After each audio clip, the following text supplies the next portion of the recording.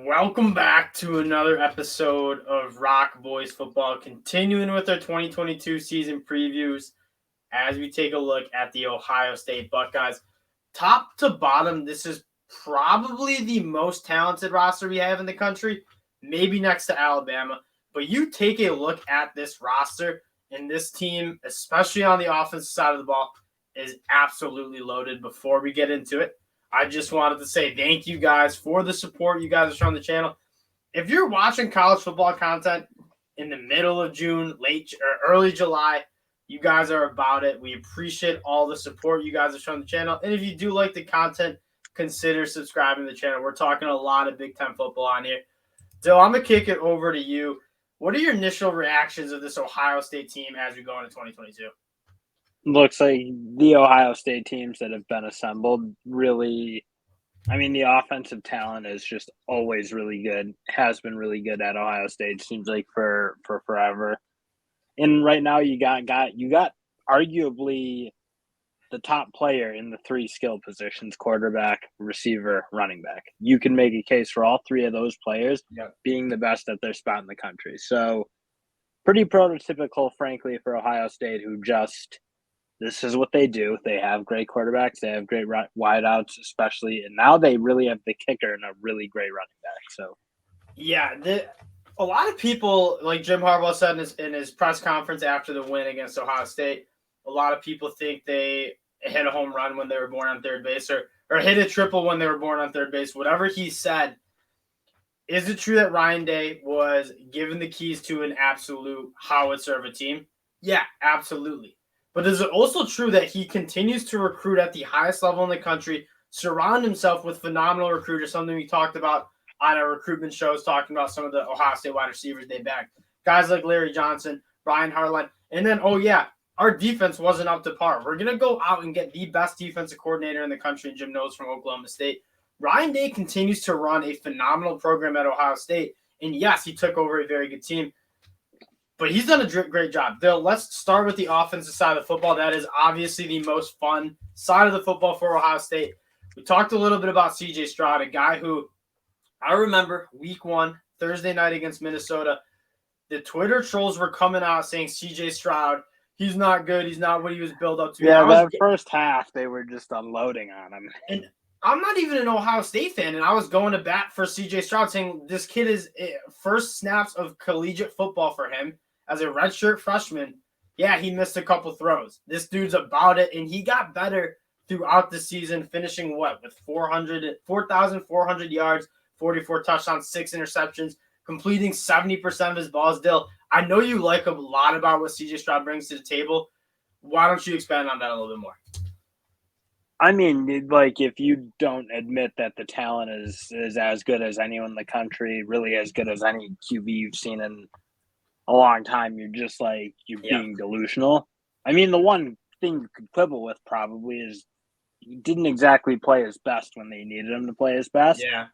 In Oregon and against Michigan, I don't think he had great games. Although I don't want to they did score a lot of points in both games. It was more the defense. So it's not to say he's shrinks. I just don't think he has yet put that Heisman level play in those big moments. But the guy's incredible. It's you're just splitting hairs there. He hasn't put together the Heisman moments. He's played as a Heisman caliber guy. Just those moments weren't exactly there for them. The running back spot, which you noticed, TreVeyon Henderson, a guy that his whole senior year of high school got canceled due to COVID. If he played that senior year, I think TreVeyon Henderson comes in as one of the most heralded running back recruits in a very long time. Didn't really get that chance, but everyone loves to talk about Bijan Robinson. If you're asking me to pick a running back, it's probably TreVeyon Henderson, averaging 6.8 yards a carry as a true freshman in the Big Ten. Caught for 300 yards. He can do it all. Then you got guys like Miyan Williams, Miyan Williams probably starts at 90% of FBS programs, and then Evan Pryor, who also in 2021 was a top 100 recruit. Both those guys start in most places. It's just you have, in my opinion, the best running back in the game.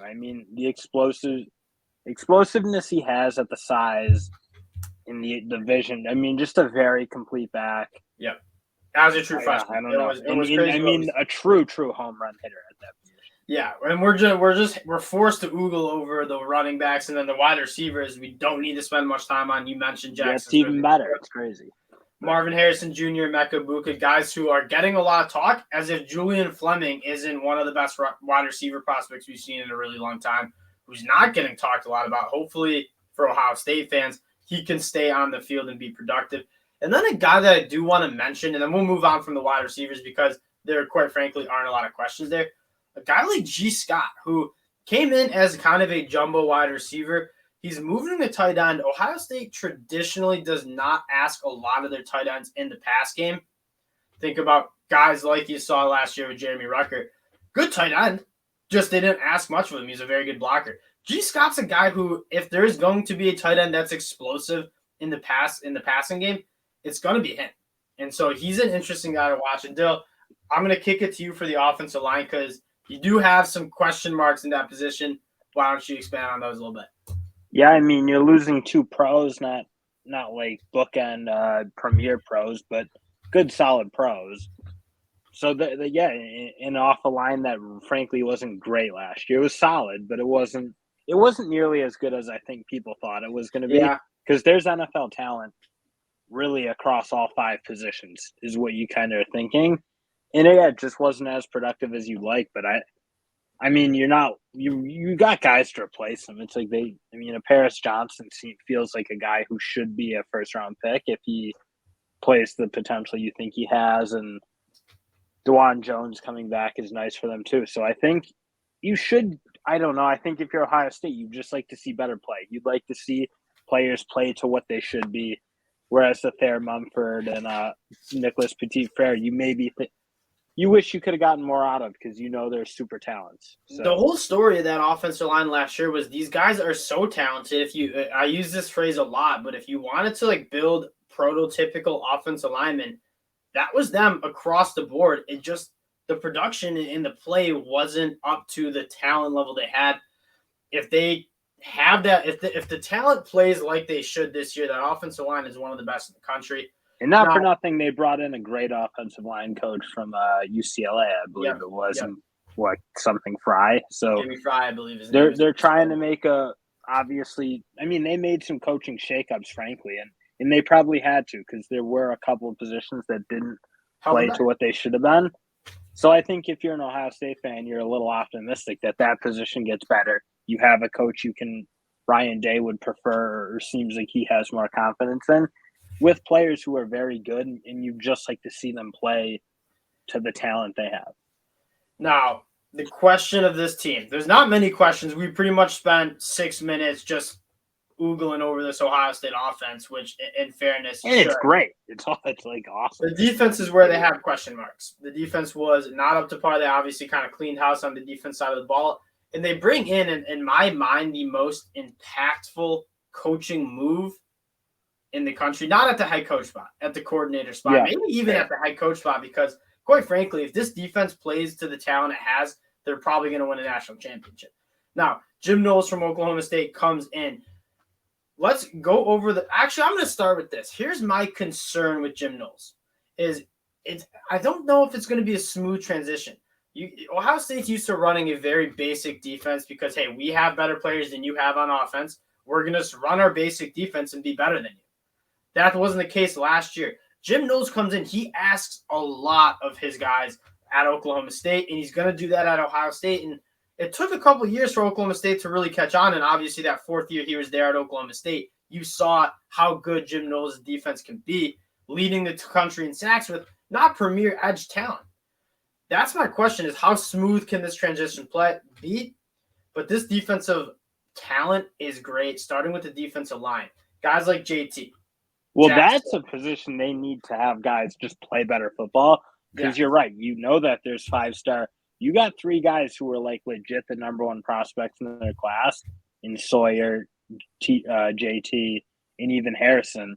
And Harrison really, you'd like to see more from him. I don't think you've seen that premier edge rush play that Ohio State's kind of used to from really since Urban Meyer's been there. So I think you're hoping probably at this point that JT and Sawyer can step in and be the alpha dogs that play. Because I mean, Harrison's a redshirt senior at this point. Who knows what? If you, I mean, it's not to say he's not a good player. He's just not that elite talent that you've seen at Ohio State. So I think you're probably hoping that these two, and you've seen flashes of certainly JT, who had a really good year as a true freshman, but you're kind of hoping they're going to be top 5 picks like the Bosa brothers or Chase Young, like those premier guys who Ohio State's had. Coming out of high school, they certainly were dubbed that. Zach Harrison's a guy that I had in our first-round mocks this time a year ago. He has all the traits. He just needs to put it on the field. And Larry Johnson's one of the best in the games at developing defensive linemen. So I trust that he will get those guys ready. But Zach Harrison especially, if they can get some production that you would expect out of a guy that looks like that and moves like that, defensive line is going to be good. The biggest question mark is probably at the backer position. The linebacker play was bad last year. Not filling runs, missing tackles, not being where you're supposed to be. It was very obvious, and not that I'm some sort of savant at looking at defenses. You could tell those linebackers just weren't playing good football. You get guys coming back. Tommy Eichenberg had 17 tackles in the Rose Bowl against Utah. So he's a guy that you kind of want to be, as I pull up this depth chart for you guys, kind of you want him to take that step. You have a guy like CJ Hicks who is coming in as a true freshman. I believe he was a top 10 recruit. Could he potentially play? Steel Chambers. There's guys there who are good. They just, again, the story is you got to play the and I mean, Ryan Day essentially said what you're saying. He obviously fired Al Washington. I think if he could have fired him in the first half of the year, he would have done it. Because you're right. Those are very good players. And it's not totally explicable why they were playing as bad as they were, why Michigan could run the ball for 10 yards every time they handed it off. So I think, I think Ryan Day, kudos to him. I guess loyalty, whatever, but he wants good football, and he didn't think that it's a business. Essentially Washington and Kerry Coombs are getting it done. So he got rid of him, got in a premier coach to deal with essentially both those spots in the D coordinator and the linebackers, which I think Jim Knowles is going to coach there. So he obviously he's trying to address that himself. He's like, it's not the players' fault. We need coaches who I can trust and feel confident in. And then at the secondary, the secondary wasn't great last year, but they bring in a guy like Tanner McAllister, who's probably one of the best cornerbacks. He's probably going to play that nickelback spot. Coming over with Jim Knowles, he's one of the best in the games to do it. Very excited what he brings. And then you got a guy like Denzel Burke, Ronnie Hickman at safety. It should be a good unit. Again, we're using the word should because this unit should have been good last year and wasn't. The one spot you're probably really worried about is safety because you lost a transfer in a guy who was starting for them. I'm blanking on his name. He's number 17. But a solid player, not great. But the unit wasn't good enough last year, frankly, in the secondary. And in another position coaching change that essentially Ryan Day pretty much said it wasn't good enough. And out goes Kerry Coombs and comes Josh Proctor's a guy who fractured his leg in camp last year. And so I think he was going to start last year. He's now going to start again this year. Hopefully he can stay healthy for the Buckeye fans. Again, it's a good unit. This unit will have a tougher ask because Jim Knowles asks a lot of those defense backs. They bring a lot of pressure. They don't leave a lot of safeties back there. So a lot of times you're on an island, and it can work if your DBs are good. Same thing with Don Brown. Don Brown loved to do it. Bring a lot of guys and leave your cornerbacks on islands. That's what Jim Knowles likes to do in a lot of ways. Those guys are going to need to step up to the plate. Denzel Burke, Tanner McAllister, those guys are capable of doing it. They just got to get it done. Now, to end, we're gonna take a look at the schedule.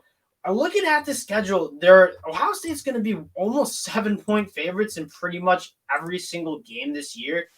Notre Dame is going to be a good one, and this is where the concerns of how well can this defense come together in fall camp. I have a lot of question marks about Notre Dame, but if this Ohio State... It's probably nice to get Notre Dame, because I don't think Notre Dame is going to light it up on the offensive side of the ball this year. At least it doesn't seem like it. Yeah. It's possible, but I think Notre Dame's not a terrible matchup. What you probably worry about is a team that's going to really score some points, and that's kind of the issue I think Ohio State could run into because they're scoring on everyone. Yeah, you're looking at teams that get Wisco at home. Wisco's always tough because they play such good defense. But And they're going to pound it on them. So that was the recipe last year for Michigan. And so Ohio State's going to have to stop the run in that game. Michigan State should be fine. Iowa at home should be good. One thing you got to pay attention to is whenever you go into State College on the road. That was supposed to be the whiteout game. It's now the big noon kickoff game. Fox. So they're not getting the whiteout. Ohio State lucking out in a big way because I know Ohio State fans know it is very hard to play the Penn State whiteout. And then the last game of the year, obviously the game against Michigan. You're getting them at home. Interested to see what Vegas puts out the odds as. But again, Ohio State's going to be favorites in every single one of these. Yeah, not like they're not used to that. Been favorites probably for the last 5 years in every game of their regular season. So yeah, pretty much the same to expect. Ohio State should be the cream of the crop in the Big Ten.